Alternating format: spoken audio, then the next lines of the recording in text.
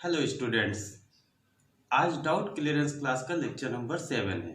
और बेटा कई सारे लोगों ने मुझसे जो पूछा है कि सर माइक्रोस्पोरोजेनेसिस को फिर से एक्सप्लेन कर दीजिए, तो बेटा बिल्कुल वही करूंगा। आज के लेक्चर में हम सिर्फ और सिर्फ माइक्रोस्पोरोजेनेसिस पर ही बात करेंगे। माइक्रोस्पोरोजेनेसिस होता क्या है, आप याद करिए कि जब मैं sexual reproduction in flowering plants 12th class NCERT में पढ़ा रहा था, तो मैंने आपको बताया था कि जो एंजियोस्पर्मिक प्लांट होता है, एंजियोस्पर्मिक प्लांट के एंथर में, एक टिपिकल एंजियोस्पर्मिक प्लांट के एंथर की बात करें तो वो बाइलोब्ड होता है और टेट्रास्पोरेंजिएट होता है। मैंने ये भी बताया था कि ये एंथर 4 साइडेड होता है, दैट मीन्स टेट्रागोनल स्ट्रक्चर होता है, और इसके चारों कॉर्नर पर माइक्रोस्पोरेंजिया पाई जाती है। हमने ये भी बताया था कि जो एंथर होता है, एंथर बाइलोब्ड है और इसके एक लोब के अंदर 2 माइक्रोस्पोरेंजियम पाई जाती है, और माइक्रोस्पोरेंजियम के अंदर माइक्रोस्पोर का फॉर्मेशन होता है। जब माइक्रोस्पोर डेवलप हो जाते हैं तो पॉलन ग्रेन बनते हैं, और जब पॉलन ग्रेन बनते हैं तो इस माइक्रोस्पोरेंजियम को हम पॉलन सैक भी कहते हैं। बेटा एक चीज और, माइक्रोस्पोरोजेनेसिस को समझने के लिए मेरे लिए और आपके लिए जो है वो एनसीईआरटी ही काफी है। एनसीईआरटी में सब कुछ अच्छे से डिटेल में समझाया है, और बियॉन्ड एनसीईआरटी जाने की जरूरत बिल्कुल भी नहीं है। इसलिए मेरी एक बात जरूर मान लीजिएगा कि मेरा लेक्चर सुनने के बाद आप एनसीईआरटी को फिर से खोल करके देखें और एक एक लाइन को समझते रहें, जिससे कि आपका जो मकसद है माइक्रोस्पोरोजेनेसिस समझने का वो आज ही क्लियर हो जाए। ठीक है ना बेटा। तो आगे बात करते हैं कि अगर हम अब माइक्रोस्पोर जो बनते हैं वो कैसे बनते हैं, इसके बारे में बात करने के लिए हम क्या करते हैं, एक बोर्ड पर एक डायग्राम को समझते हैं। जब एंथर डेवलपमेंट हो रहा होता है तो वहां पर एंथर के अंदर माइक्रोस्पोर का फॉर्मेशन होगा। कैसे होगा, एक नजर देखते हैं बेटा। सबसे पहले ये देखते हैं कि ये एंथर के अंदर, अब एंथर तो आपको पता है कि एंथर ऐसे होता है, ये एंथर का फिगर है ना, ये एंथर है और ये सब पहले पढ़ा चुके हैं। एंथर है, बाइलोब्ड एंथर, ये एक लोब, ये है कि एक लोब है, 2 लोब है, और ये जिस पर लगा होता है उसको फिलामेंट कहते हैं। तो एंथर के अंदर जो है जब देखते हैं एंथर को, तो उसमें एपिडर्मिस पाई जाती है, एपिडर्मल सेल होती है, और जिसके अंदर बहुत सारी मेरिस्टेमेटिक सेल पाई जाती है। ये मेरिस्टेमेटिक सेल जो होती हैं वो डिवाइड करती हैं, ग्रो करके अपनी संख्या को बढ़ा लेती हैं। फिर ये जो एपिडर्मिस सेल है, ये जो सर्कुलर स्ट्रक्चर दिख रहा था, ये कुछ हमें इस तरह से दिखाई देने लगता है, ऐसा हो जाता है, इसमें आपको 4 कॉर्नर दिखाई देने लगते हैं। ये आप देखिए कुछ सेल्स को हमने अलग तरह से बना रखा है। ये क्या है कि जो मेरिस्टेमेटिक सेल होती है, मेरिस्टेमेटिक सेल जो होती है वो अपने आप को मॉडिफाई कर लेती हैं। कुछ मेरिस्टेमेटिक सेल अपने आप को मॉडिफाई कर लेती हैं, और मॉडिफाई करने के बाद ये आर्चीस्पोरियल सेल बना देती है। अब क्या होता है बेटा, ये जो आर्चीस्पोरियल सेल है, आर्चीस्पोरियल सेल डिवाइड करती हैं, और आर्चीस्पोरियल सेल डिवाइड करने के बाद एक तो बना देती है प्राइमरी पैराइटल सेल, और दूसरी बनाती है primary sporogenous cell. Primary parietal cell यानी कि ये जो आर्चीस्पोरियल सेल है बेटा, ये आर्चीस्पोरियल सेल ये बनाया, इसने क्या बनाया, डिवाइड होने के बाद प्राइमरी पैराइटल सेल बनाया और प्राइमरी स्पोरोजेनस सेल का फॉर्मेशन किया।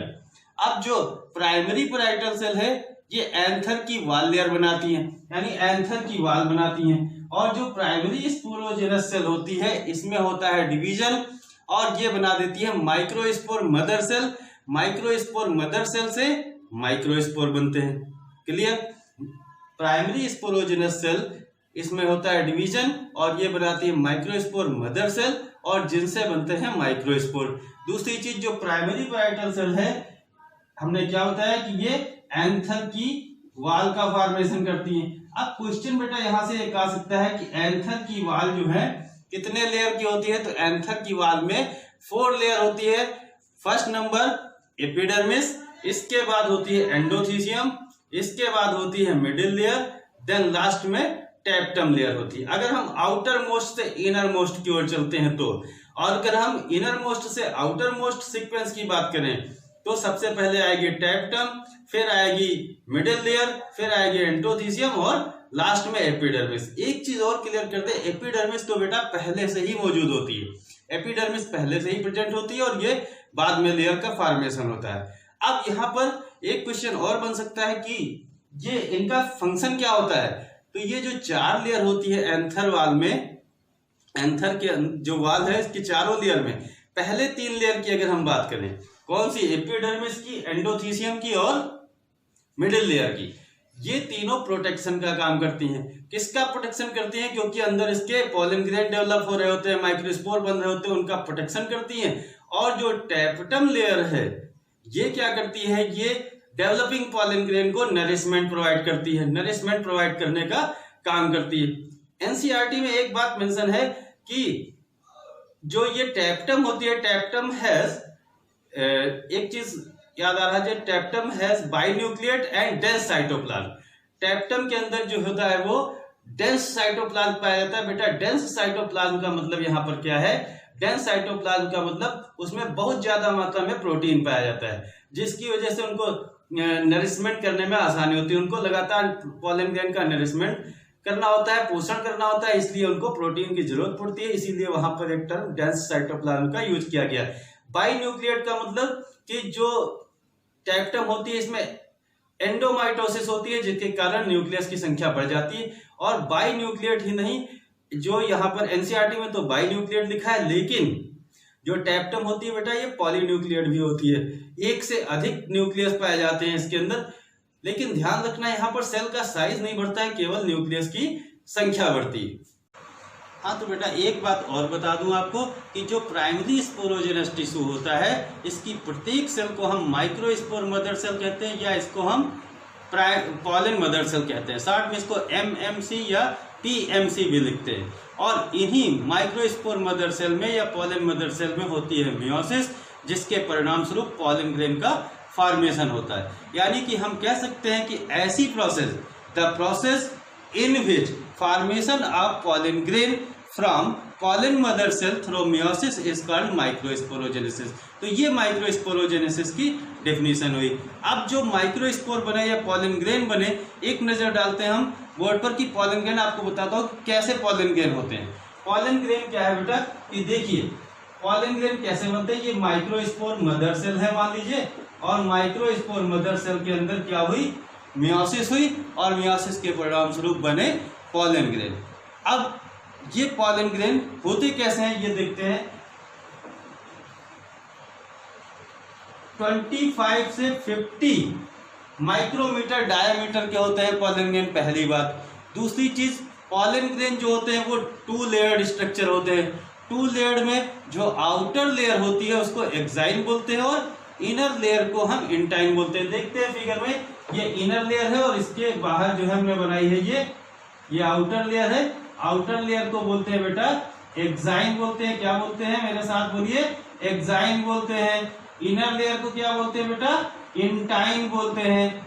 एक चीज आपको इसमें दिख रही है फिगर में, जो इनर लेयर है बेटा ये कॉन्टिन्यूअस लेयर होती है, और जो आउटर लेयर है ये देखिए, ये आउटर लेयर है बाहर वाली एक्साइन, ये डिसकंटिन्यूअस है। डिसकंटिन्यूअस मतलब बीच बीच में ये ब्रेक है, जहां पर ब्रेक है तो वो पोर बन जाते हैं, और इन पोर को हम बोलते हैं जर्म पोर बोलते हैं, है ना, जर्म पोर बोलते हैं। और यहीं से इंटाइन प्रोट्रूड होकर के बाहर निकलती है पॉलन ट्यूब के रूप में।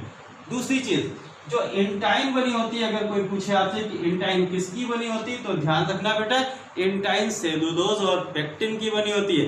पॉलन ग्रेन की इंटाइन सेलुलोज और पेक्टिन की बनी होती है, जबकि पॉलन ग्रेन की जो आउटर मोस्ट लेयर एक्साइन होती है, जो डिसकंटिन्यूअस होती है, वो स्पोरोपोलेनिन की बनी होती है। और स्पोरोपोलेनिन लिख दे रहा हूं मैं, स्पोरोपोलेनिन की बनी होती है। और ये बायोलॉजिकल वर्ड में एक ऐसा सब्सटेंस है जिसको आज तक कोई भी एंजाइम डाइजेस्ट नहीं कर पाया है, इसलिए इसको कहते हैं most resistance substance of biological word.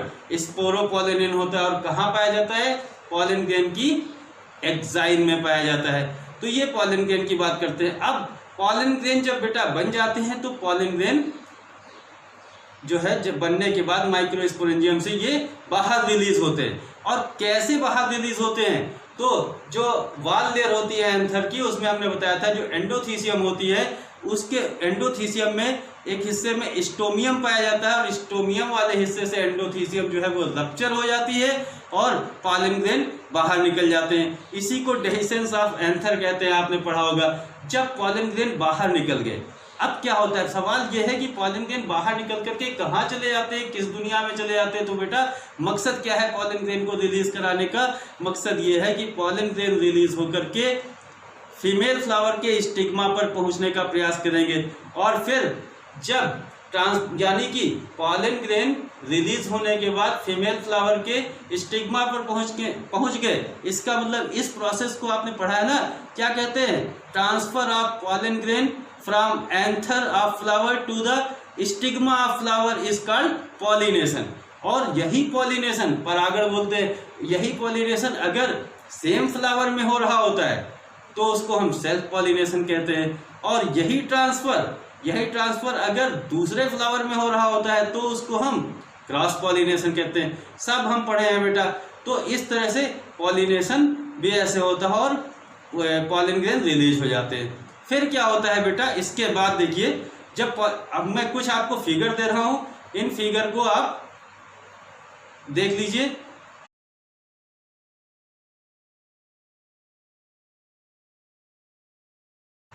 हाँ, तो ये फिगर देखने के बाद कुछ चीजें और बता दूं, एनसीईआरटी में भी मेंशन है कि जैसे हमने बताया था कि माइक्रोस्पोर मदर सेल में होती है मियोसिस। माइक्रोस्पोर मदर सेल, ये देखिए, माइक्रोस्पोर मदर सेल क्या होती है बेटा, 2n होती है ना, 2n, और इसमें क्या होगी, मियोसिस होगी। मियोसिस होने के बाद क्या बनता है, जो माइक्रोस्पोर बनता है, हमने बताया था ये माइक्रोस्पोर टेट्राड कंडीशन में बनते हैं। जब माइक्रोस्पोर मदर सेल में मियोसिस होगी तो माइक्रोस्पोर टेट्राड होंगे। अब टेट्राड का मतलब, इसमें भाई मियोसिस हो रही ना, तो 4 माइक्रोस्पोर बनेंगे। ये देखिए ऐसे माइक्रोस्पोर टेट्राड की कंडीशन इस तरह से, इस फिगर में आप देखिए ऐसे ये माइक्रोस्पोर टेट्राड है। एक 2 3, ये चौथा जो है इसके पीछे है डायग्राम में, चारों सामने नहीं दिख रहे हैं। तो ये टेट्राड होते हैं, ये सब आपस में जुड़े होते हैं, आपस में फ्यूज होते हैं, फिर बाद में धीरे धीरे अलग हो जाते हैं। और अलग होने के बाद अगर हम माइक्रोस्पोर की बात करें, इसको बेटा मिटाते हैं, देखते हैं कि क्या चीज है एक बार। तो ये माइक्रोस्पोर जब अलग हो गए, मान लीजिए ये माइक्रोस्पोर है, ये अलग हो गया माइक्रोस्पोर, और इसमें होती है बेटा माइटोसिस। इस माइक्रोस्पोर में माइटोसिस होती है, इसको हम लिख देते हैं, ये क्या है, माइक्रोस्पोर है, और इसको हम माइक्रोस्पोर को पॉलन ग्रेन भी कहते हैं ना, ये पॉलन ग्रेन भी कह सकते हैं इसको। तो इसमें हुई माइटोसिस। माइटोसिस जैसे हुई तो 2 अनइक्वल सेल बन जाती हैं। माइटोसिस का परिणाम क्या हुआ कि ये 2 अनइक्वल सेल में डिवाइड हो गया। एक सेल, ये देखिए इसका ये न्यूक्लियस हो गया और एक ये इसका न्यूक्लियस। अब दोनों अनइक्वल सेल हमें देखने को मिल रही है। अनइक्वल सेल एक साइज में बड़ी होती है और एक साइज में छोटी होती है। जो बड़े साइज की सेल होती है, बिगर साइज वाली सेल, इसको हम बोलते हैं वेजिटेटिव सेल। क्या बोलते हैं बेटा, वेजिटेटिव सेल। और वेजिटेटिव सेल को हम ट्यूब सेल भी कहते हैं, एक और नाम है इसका, ट्यूब सेल भी कहते हैं। और जो दूसरी स्मॉल साइज वाली सेल है, इसको बोलते हैं जनरेटिव सेल। जनरेटिव सेल बोलते हैं। यानी कि जो माइटोसिस हुई माइक्रोस्पोर में, तो 2 सेल वाली दोनों अनइक्वल सेल हैं और 2 सेल्ड स्टेज बन के सामने आई। तो ये जो ये वाली कंडीशन है, इसको बेटा हम बोलते हैं 2 सेल्ड स्टेज। 2 सेल्ड स्टेज हो गई। तो 2 सेल्ड स्टेज जो बनी, और इसके बाद क्या होता है, फिर जनरेटिव सेल में होती है माइटोसिस। जनरेटिव सेल में माइटोसिस होती है। ये देखिए, मान लीजिए जनरेटिव सेल है और ये देखिए जनरेटिव सेल, और जनरेटिव सेल में जब माइटोसिस हुई, जनरेटिव सेल में माइटोसिस हो गई, तो 2 मेल गेमीट का फॉर्मेशन होता है। ये क्या हो गया, 2 male gamete. Generative cell mitosis करके 2 मेल गेमीट बनाती है। अब ये कंडीशन क्या हो गई, 3 सेल्ड स्टेज वाली कंडीशन। यानी कि जब माइक्रोस्पोर में माइटोसिस होती है तो 2 कंडीशन हमें देखने को मिलती हैं, एक तो 2 सेल्ड स्टेज वाली और दूसरी 3 सेल्ड स्टेज वाली। तो जो टू सेल्ड स्टेज वाली कंडीशन होती है उसको हम पार्शियली डेवलप्ड मेल गैमेटोफाइट कहते हैं, और जो 3 सेल्ड वाली कंडीशन होती है इसको बेटा हम फुल्ली डेवलप्ड मेल गैमेटोफाइट कहते हैं। और हमें पता है ना, microspore is the first cell of male gametophyte. Microspore male gametophyte generation की पहली कोशिका होती है। तो इस तरह से एक चीज और एनसीईआरटी में मेंशन है, मैं भी बता दूं आपको, कि जो 2 सेल्ड स्टेज वाली होती है, जब पॉलन ग्रेन सेड होते हैं जनरली, अब पॉलन ग्रेन सेड होंगे और जब इनकी सेडिंग होगी तो 60% एंजियोस्पर्म में 60% एंजियोस्पर्म में पॉलन ग्रेन हमेशा 2 सेल्ड वाली कंडीशन में सेड होते हैं, जबकि रिमेनिंग 40% एंजियोस्पर्म होते हैं, 40% एंजियोस्पर्म होते हैं जिसमें पॉलन ग्रेन सेड होते हैं, वो 3 सेल्ड स्टेज में सेड होते हैं। तो इस तरह से बेटा उम्मीद करते हैं कि आपको ये लेक्चर समझ में आया होगा। Best of luck.